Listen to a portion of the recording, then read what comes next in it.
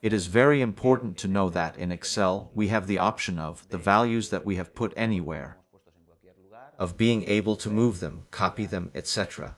Okay. This we can do for the value of any individual cell. This cell, we can move it, we can copy it, etc.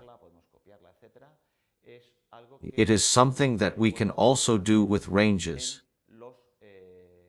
That is, if all this data range, for example, if we want to move it somewhere else, because we want to leave more space, for example, at the top or to the left, we can move it to another area. We see that as we take the range from the NJ and we move it to its new location,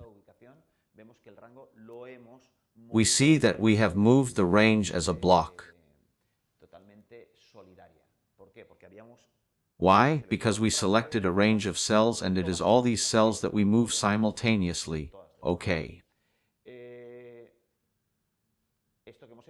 What we have just done using the mouse, if we do it while simultaneously holding down the control key, we see that what we do is not only move them, but also duplicate them. Okay, here what we are doing here is copying. We can also do this using the typical tools copy and paste or cut and paste, or the shortcuts Ctrl+C, for example. And we go to a position that will be the position at the top left.